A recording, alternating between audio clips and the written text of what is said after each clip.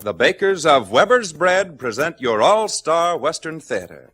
Drifting along, singing a song under a western moon.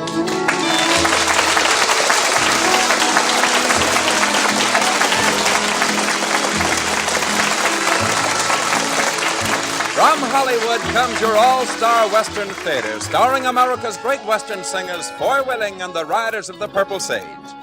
Our guest star today is Columbia Pictures' fine new singing cowboy, Ken Curtis, in a story of the West written especially for him. My name is Cottonseed Clark, and here are the Riders of the Purple Sage. I'm dressing up in style, for in a little while I'm gonna ride into town. And every cowboy pal I know will lift his heel and toe when payday rolls around. And so I'm feeling fine because there's lots of time until we're all homeward bound. To work and slave with cattle, sweat and swear and battle until payday rolls around. What does a cowboy do when all of his work is through? Just what I'm gonna do now. With money to spend and jingle off into town to mingle with all the friends I allow. I'm dressing up in style, for in a little while I'm gonna ride into town. And every cowboy pal I know will lift his heel and toe when payday rolls around. And so I'm feeling fine because there's lots of time until we're all homeward bound. To work and slave with cattle, sweat and swear and battle until payday rolls around.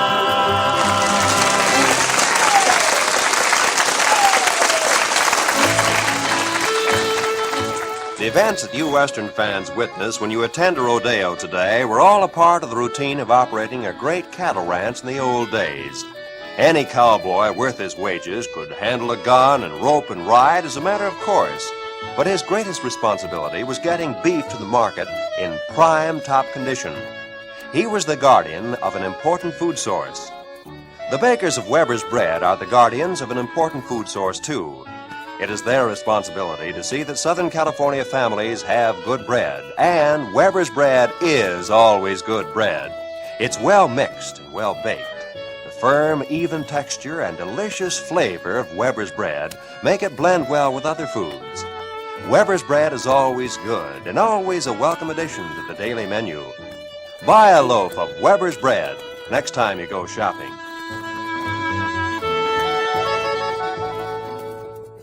Guest star time at your all-star Western theater today brings to our microphone Columbia Pictures' brightest new Western singing star. He-Man Looks, a fine singing voice and a Western way of doing things, has made him millions of friends and fans all over the country. And we know you folks will share the pleasure his personal appearance affords us. Friends and neighbors, from the West to you comes Ken Curtis.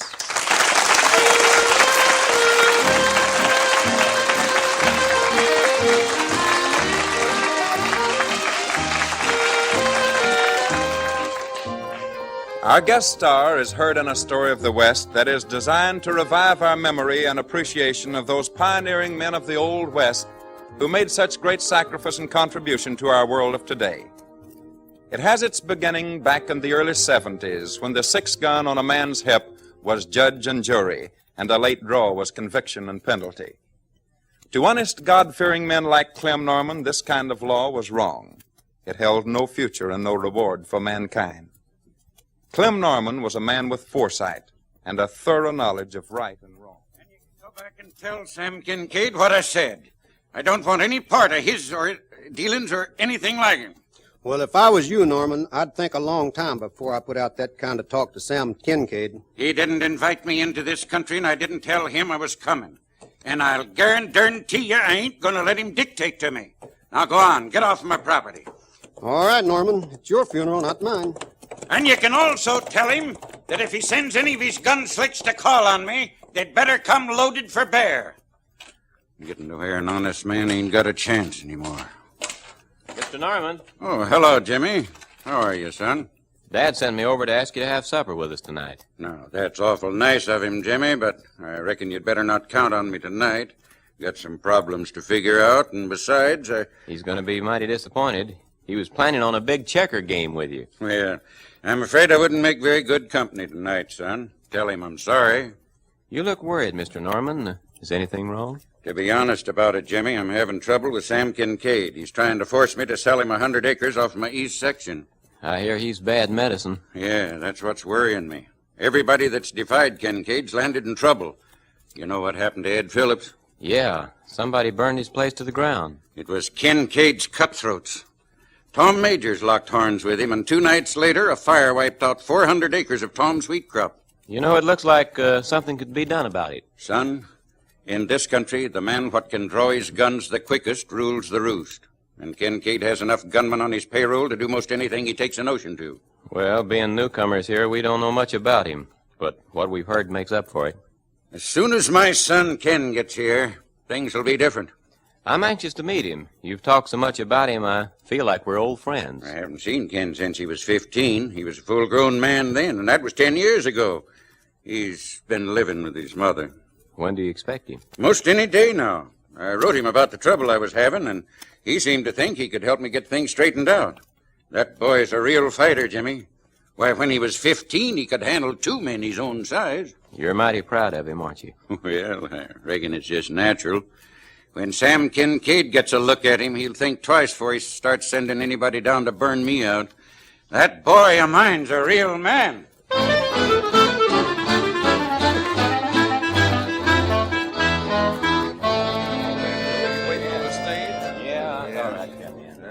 Howdy, Clem. Waiting on the stage? Yep, my boy's coming in. Didn't know you had a kid. Well, I'll tell you now, he ain't a kid.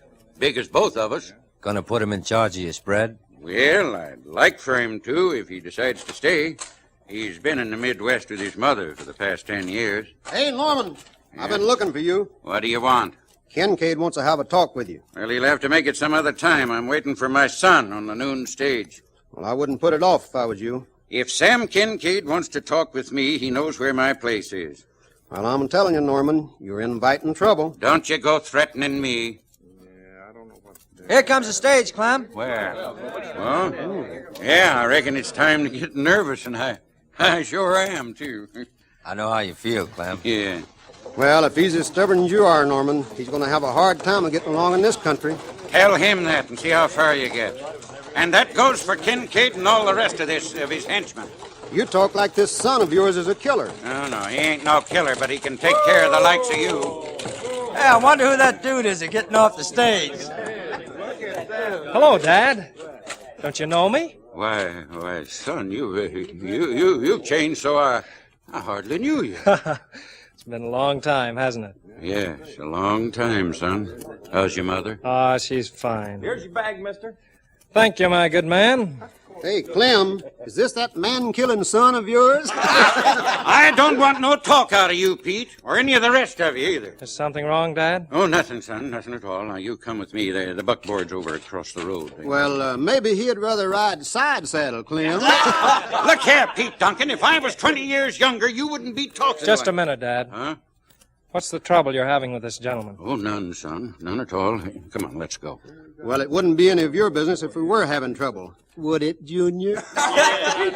Friend, I don't know who you are, but you appear awfully insulting to my father. Now, ain't that too bad? Yes, it is. I object to it. No, son, no. You better come along with me. Well, what you gonna do about it?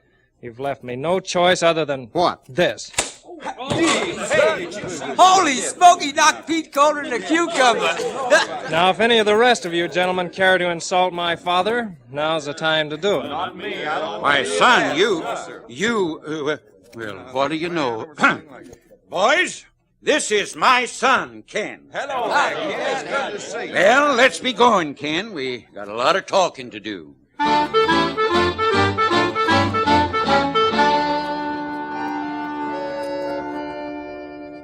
So, son, you see what I'm faced with. When Kincaid wants something, he goes after it. And when he goes after it, he gets it by hook or crook. And what's being done to oppose him? Well, every man who's opposed him so far has met with trouble. He's got the whole country scared of him. Right now, he's trying to force me to sell him that 100 acres of pasture land off my east section to take care of the cattle he's probably stolen off from someone else. From what I gather, you can't afford to let that much land go, especially pasture. Why, son, I can't spare an acre of it. Well, Dad, since you don't have organized law here, why don't you round up the other ranchers and fight back? You've got the right idea, son.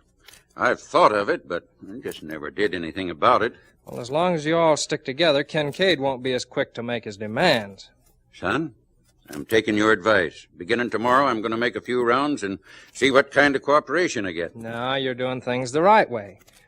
By the way, I'm going into town in the morning. I want to stop off at the bank on some business and then mail a letter to Mother. All right, son. By the way, since that run-in you had with Pete Duncan, it might be wise to wear your guns. My guns? Well, yes. Didn't you bring them? I never wear guns. Why should I? Look, son, you've been living in a different part of the country. Out here, it's every man for himself. You know how to handle guns, don't you? Why, sure.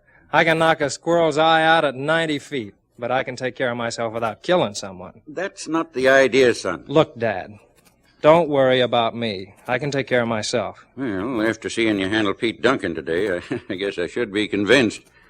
And by the way, I have some everyday clothes here that might fit you if you didn't want to wear your nice things. I get it, Dad. I didn't think about the kind of clothes I had on today being so much out of place until I got here. Come to think of it, you did look mighty duded up in that rigging. Well, son, it's getting late, and I want to start making the rounds early in the morning. Well, I'm ready for bed myself.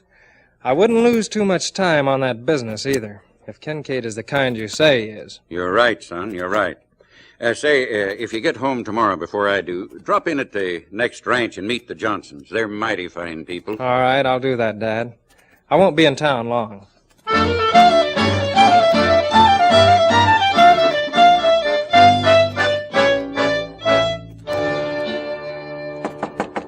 Come in. Are you Mr. Kincaid? That's right. What can I do for you? My name is Norman. Ken Norman. Oh, so you're Clem Norman's boy.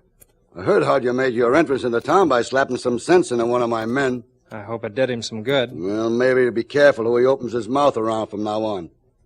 What brings you to see me, Norman? I understand you're trying to buy 100 acres of pasture land from my father. That's right. I'm mighty anxious to make a deal with him. That's the reason I dropped by to see you. He won't sell. Well, to say the least, you're mighty blunt about it. Now look, Mr. Kincaid, let's understand each other right now. From what I've learned, you've got this country under your thumb, and when you want something, you let nothing stand in your way. I've been mighty successful operating that way, son. Now get to the point. The point is this. My father will not sell to you under any circumstances. And if you make trouble for him, you'll have to answer to me. So I'll have to answer to you. Is that bad? Very bad, Mr. Kincaid. Because if you resort to unfair play against him, I'll personally come back here and snap your neck right off your body. Now look here, Norman. You're not going to threaten me and... Sam! Hey, what do you mean by breaking in here like that? Clem Norman is organizing the ranchers against Where'd you hear this? One of Tom Lerner's hands told me about it. He's making the rounds. All right, son. What do you know about this? Plenty. I suggested that he do it. Then right now I'm going to make a suggestion. You go find your old man and tell him if he wants to stay healthy, he better stop that kind of business right now. I'm glad you said that. What do you mean? That puts us on even terms. I've threatened you and you've threatened me. It's your move. Who is this feller, Sam? This happens to be old man Norman's son who jumped your friend Pete yesterday. I've been wanting to meet up with you. All right, you've met me. Now what? Is it all right, Sam, if I mess up your office with him? You might have a good idea at that, Slim. Go right ahead. I'd advise you not to try it, Mr. Slim. Here's my advice to you. Hey, now, wait. Look, watch him there. Now, look out there. Looks like you gave him the wrong advice, Mr. Kincaid. You and that old man of yours are in for some real trouble, Norman. Now get out of here, and remember, I warned you. It was a threat, Mr. Kincaid. Goodbye to you.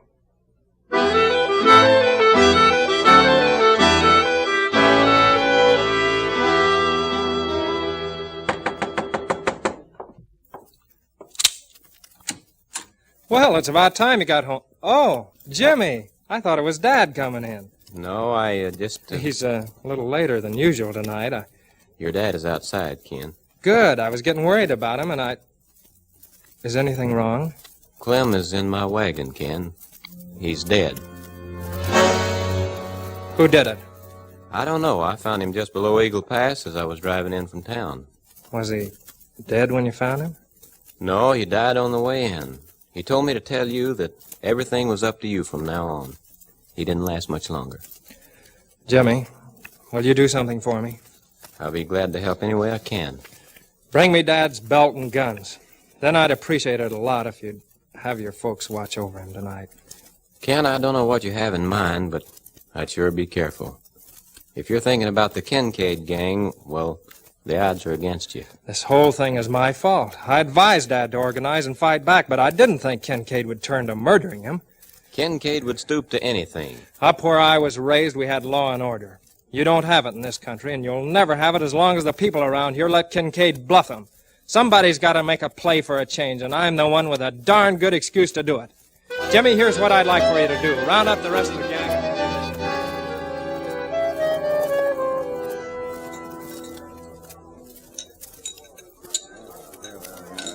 How about it, Slim? Still thirsty? Yeah, fill it up again, Salty. How about you, Pete? Yeah, I guess so. Same here. After that job we did tonight, I got the jitters. Yeah. Here comes Sam now. Having a little drink, boys? Yeah. Don't you think we need it? Did everything go off all right? Just like clockwork, Sam. Good. Maybe that'll throw the fear of the devil into the wise men in these parts. Oh, what about young Norman? If my guess ain't wrong, he'll be calling on me tomorrow morning. You men stick close to me every minute. Then when the right time comes, give him what he's got coming. We don't have to wait till morning. Look coming in the door. Yeah, he's wearing guns. If he makes one move toward him, let him have it. All right, Kincaid. Let's get down to business. Hello, Norman. What brings you here this time of night? You know why I'm here. First, I want the man that did it. Then I want you. What are you talking about? You want the man that did what? The man that you hired to murder my father in cold blood. I know nothing about it, and it's mighty dangerous to be accusing somebody of murder. I didn't come here to argue. Now, I want the man who did the job to start drawing. It's one of you. You're a little fast with your conversation, Norman. Come on. One or all of you. Start making a play for your guns. I'm giving you a chance. That's more than you gave him. You've talked too much, stranger. Now, look here, Norman. You can't get away with this. I'm gonna try. Now, is there anybody else that feels up to drawing on me? You're covered from behind, Norman. That's the oldest trick in the books, Kincaid. And you're minus another man. Now, look here. I don't know anything about your old man. You know he's dead because you had him killed. You're through bluffing this country with gun slicks, Kincaid. Now, come on. You're coming with me. You know you ain't gonna get away with this, Norman. I got friends all over this town. If you've got a friend brave enough to keep me from leaving here with you, then he'd better start some action. All right, let's go. Where you taking me? To visit with a committee of ranchers who are waiting at my place. They'll decide what's to become of you. I tell you, Norman, I got friends. You don't have a one that would die for you. And that's what's going to happen to the first one that tries to stop me. My dad died for his friends, and right now they're organizing a law-enforcing body to see that you get what's coming to you. And that goes for every other man who thinks he can rule this country as you have. Now let's go.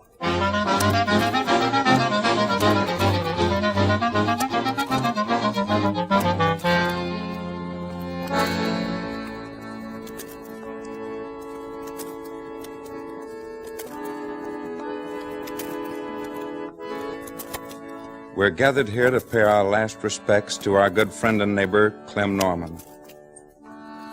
Though we're going to miss this fine man, his passing has brought about another milestone of progress in bringing law and order and decency to the West. It's brave, fearless men like Clem Norman who's going to make this country a better place for our children and their children. Men who are not afraid to give up their lives in the fight for right, or men who are not afraid to oppose wrong.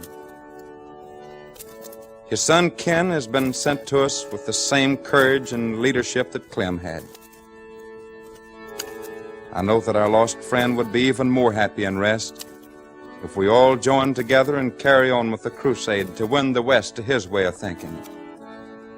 And may the movement spread to all sections of this great country until right is victorious in his memory.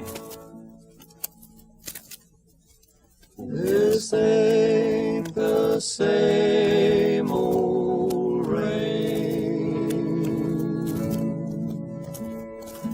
Everything seems to change. Where are the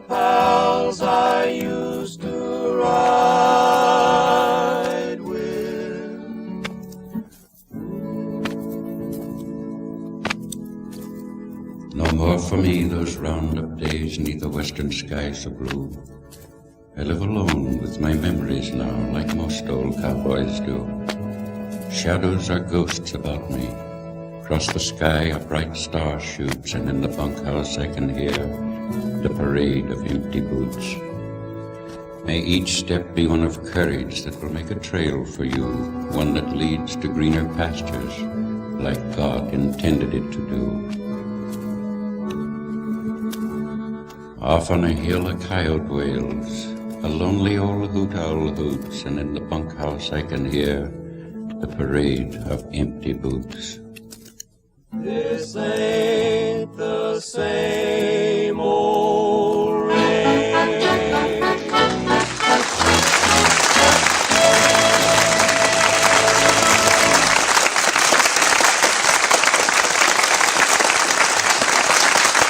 Our thanks to Ken Curtis for his appearance on your All-Star Western Theater. Heard with our guest star in today's story was the screen's fine supporting actor, Mr. Griff Barnett, as Clem Norman. Mr. Barnett may now be seen in Paramount's To Each His Own as the father of Miss Olivia de Havilland, the star. Harry Lang was heard as Sam Kincaid. Foy Willing as Jimmy, Al Sloey as Slim, Jimmy Dean as Pete, Johnny Paul as the barkeep. Ken Curtis will return in a few moments with a song. Most of you Western fans like horseback riding, but it's customary to take riding in small doses today. The average horseback rider isn't used to spending long hours in the saddle day after day like the cowpunchers of the Old West. Born and bred in the saddle, the true cowboy expends most of his energy on horseback. That's why cowboys are such notoriously big eaters. They work hard and they like good food and plenty of it. Good food is something that everybody likes. That's why Weber's bread is so very popular. Weber's bread is really good food. As toast for breakfast, sandwiches for lunch, or served with more elaborate meals, Weber's bread is a real addition to the daily menu. Weber's bread is always good because its firm, even texture and distinctive flavor blend well with other foods. Its quality is consistent. Buy Weber's bread in the blue gingham wrapper. And now, here is Foy Willing with today's guest star, Ken Curtis.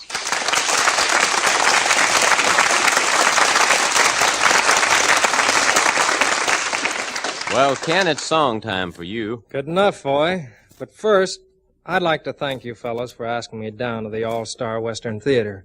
I'm a regular listener, you know. Believe me, it's a real pleasure being your guest. Well, that's fine, Ken, and just don't wait too long to come calling again. Now, name your music. Well, I'd like to sing one of my latest Mercury recordings. I Learned to Love You Too Late, My Darling. Good, Ken, and we'll give you a hand.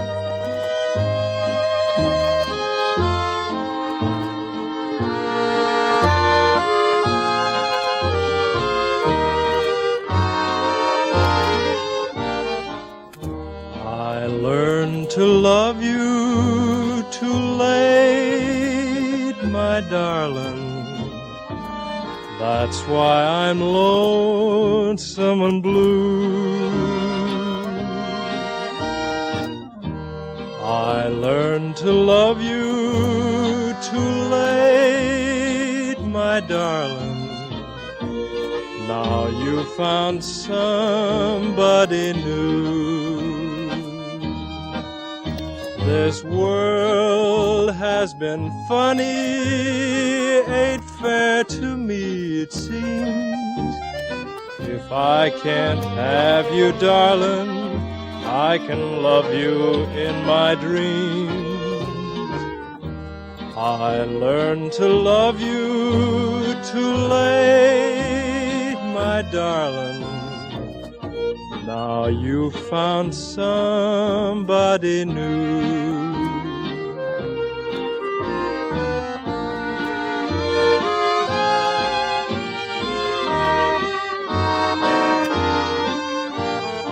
I learned to love you too late, my darling. That's why I'm lonesome and blue. I learned to love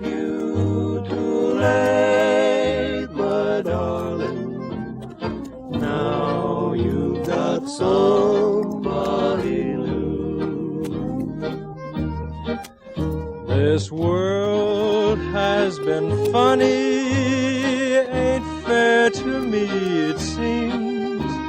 If I can't have you, darling, I can love you in my dreams. I learned to love you too late, my darling. Now you found somebody new.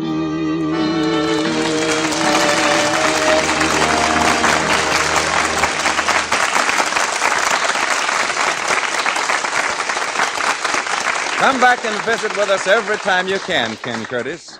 Well, here they are, folks, America's great Western singers with a new hit song of the country. You know, out here in Hollywood, we have a new radio singing star, one of the nation's greatest Western guitar players. He's written a new song called Divorce Me, C.O.D. His name is Merle Travis. Along with him was his pal, Cliffy Stone. Four Willing and the Riders of the Purple Sage have a very special rendition of this song prepared for our listeners today. And here they are with Divorce Me, C.O.D.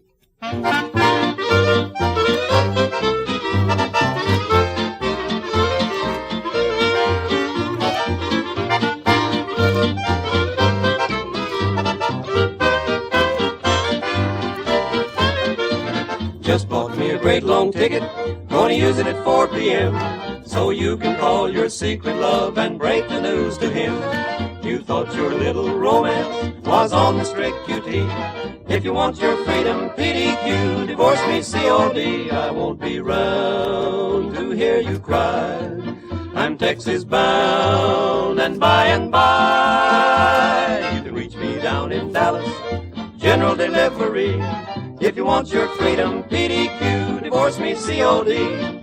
I'll agree there still might be just as many fish swimming in the sea. Keep on fishing and maybe sometime some poor fish will nibble at your line. When he does, I bet you say, the best one I had got away. There's gonna come a day, gal, when you'll be feeling blue. You'll find that you can't pay your bills with a little old IOU. This dynamite you're playing with, maybe TNT. If you want your freedom, PDQ, divorce me, COD. I won't be round to hear you cry.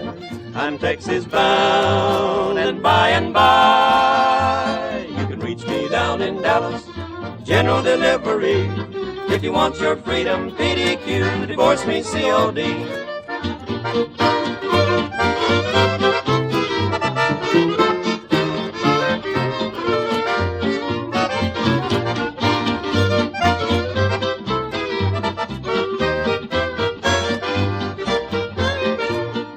Babe, there ain't no use to pretty please, 'cause I've been learning all my ABCs. Ain't no college professor, ain't got no PhD. If you want your freedom, PDQ, divorce me, COD.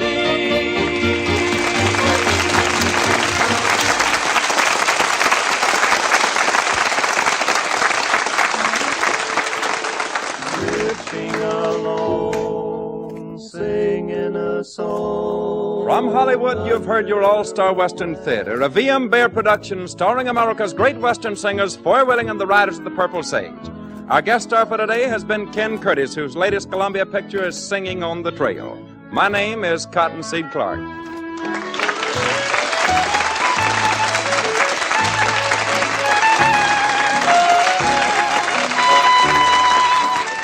This program came to you from the studios of KNX, Columbia Square. KNX Los Angeles, Columbia Station for Southern California.